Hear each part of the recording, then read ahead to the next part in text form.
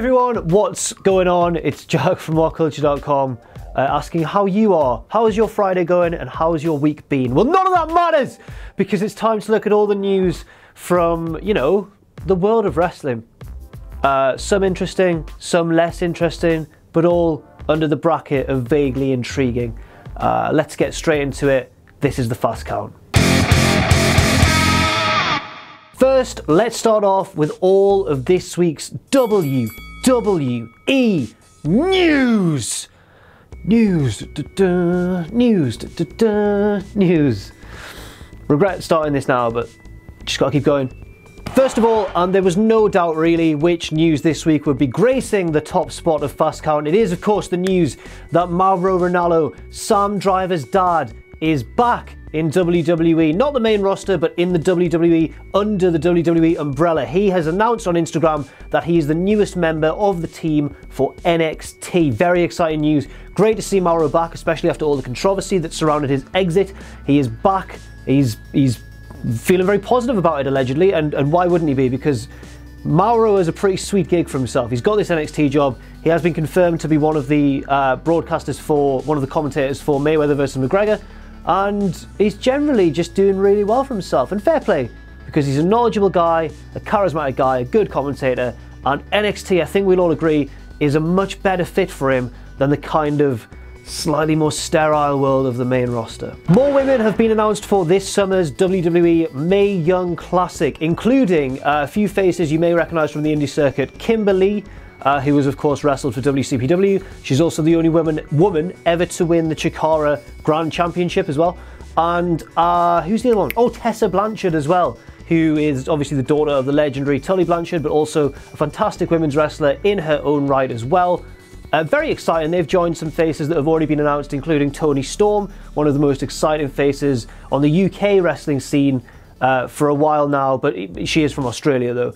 And also, a bit of bonus news as well, Kairi Hojo, one of the big Japanese women's wrestlers in Stardom, was spotted, she's obviously signed for WWE, but we're not sure when she's going to make her debut, but she was spotted recently in the crowd of an NXT house show. So all in all, very positive stuff for the Mae Young Classic. They're bringing in all kinds of exciting talent from all four corners of the globe. They're not just confining themselves to one sort of pocket or one sort of scene. They're really branching out as they did for the Cruiserweight Classic last year. And finally, Seth Rollins has been confirmed as the cover star of WWE 2K18. The trailer for that game is also available online as we speak. Now, it's interesting the way that WWE have handled this, because it's one of those weird ones where they kind of get an outside news outlet to break the news, even though it's their own news effectively. I guess it's because they want to seem like a sports league like the NWA. NWA, the only wrong one I could have chosen there. I meant to say NBA or NFL, but my wrestling brain's on and my normal person brain's not functioning right now. But yeah, WWE have kind of treated this as though they are a major sports league themselves, because for some reason they're still embarrassed to be a wrestling company. I don't know why. But yeah, so Sports Center broke the news, and then Vince McMahon came out and tweeted, Seth Rollins, athleticism worthy of Sports Center, because Vince is too embarrassed to mention either video games or wrestling, the company that made him his fortune, directly. He can, you know, he likes real tough things like legit, like sports, not video games, and certainly not wrestling. It's for nerds. Now it's time to take a look at, just spot there, at all the news from elsewhere. Sorry, I've not been nearly as excited. I normally get really hyped for this, don't I? Whoa! It's time to look at all the news from elsewhere in the world of the wacky world of pro wrestling. It's just so exciting. First of all, tonight sees one of the big Ring of Honor pay-per-views of the calendar year, best in the world. Lots of good matches on this show, including two very important title matches. First of all, the television title will be on the line as Marty Scurll defends against Kushida. Marty Scurll defends against Kushida. Marty Scurll defends against Kushida.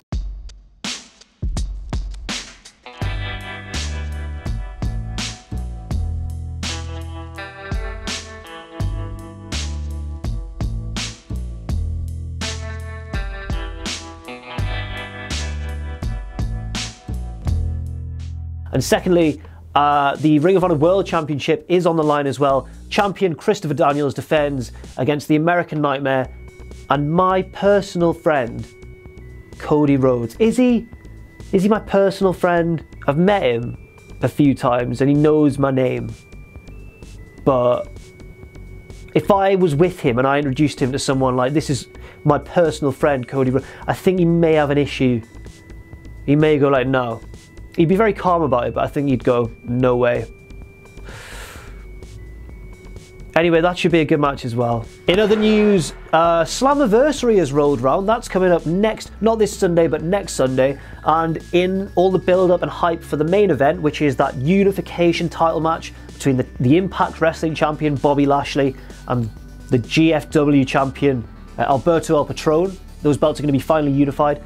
El Patron has built hype essentially by saying, and this is a direct quote, he told Sports Illustrated that his match with Bobby Lashley is going to be 1,000 times better than Brock Lesnar versus Samoa Joe. 1,000 times better. That is a lot of times. That's a big multiplier, Alberto. But if you want to, guess I have to take your word for it. You've heard it here first. Second, Alberto El Patron versus Bobby Lashley at Slammiversary is going to be 1,000 times better than Lesnar versus Joe at Great Balls of Fire. 1,000. And finally, and this is kind of WWE news, but it's more centered around other things, not even wrestling based really. But Triple H has invited Conor McGregor and Floyd Mayweather, who remember are set to box in August. He's invited both of them to appear on Monday Night Raw.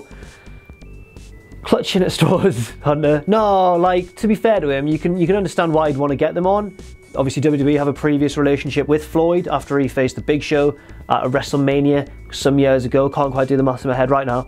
But it's worth a go. If he can get them on Raw, that's huge, you know? That's really big. Lots of publicity for WWE. But at the same time, Mayweather versus McGregor, sad to say, is probably a bigger deal than WWE right now. Like, obviously that's a very once-in-a-lifetime moment, and it'll you know, fade in significance as time passes. But for now, in the build-up and the hype to the fight and everything, you can totally understand why Triple H has made that roll of the dice. But I wouldn't expect him to get a positive response. But who knows? Depends what sort of money they offer them, I guess.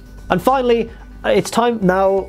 Right. So Phil has made a thing of making my Wrestlers of the Week introductions very silly. Richard Tubman did the same last week because Phil's off. Phil's currently in Glastonbury right now. Hope you're having a good time, Phil, or Hobo Joe, hoboing about in the middle of a field in Worthy Farm. But this week, it's back to my original, the original editor of the Fast Count series. You all know him, Sam the Shredder Driver. Who knows what he'll bring to the table here? Who knows? This is my Wrestler of the Week.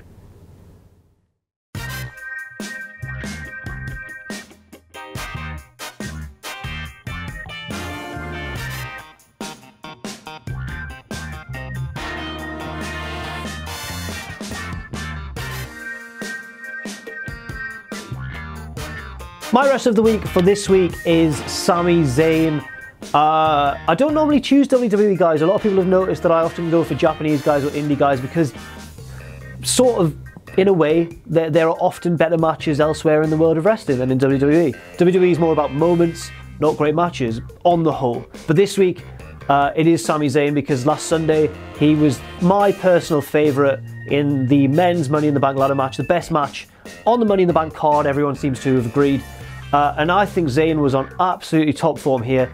The moment that everyone will remember, or the two moments that everyone will remember from the match, will be Baron Corbin obviously winning, and the stare down between Styles and Nakamura, hinting at a future match. But for me, Zayn was, I know he said off the chain, which is a cooler expression than I am, but he was off the chain in this match. He was running around, getting involved everywhere, taking and dishing out lots of punishment. There was carnage involved wherever he was. Didn't really put a foot wrong, and I wish he'd won. I wish he'd won the match. Never mind. A close second for me was Kevin Owens, who was nearly equally brilliant in the match, but there was no other choice for me this week than Sami Zayn. He is my Wrestler of the Week. So that's all for this week on the Fast Count. I hope you've enjoyed watching. What are your big news stories of the week? Do you agree or disagree with any of the opinions I've put forth in this video? And do you agree or disagree with my choice of Sami Zayn as Wrestler of the Week? Let us know all your thoughts in the comments section below. not much more to say. I've been Jack from WhatCulture.com. Big shout out to Sam on the edit, and we'll see you very soon. Hello, it's Jack here, lead singer of acclaimed covers band American Rachel. I did not write this script, and I'm here to test your wrestling knowledge today. Are you ready? Guess the theme tune that I'm about to hum.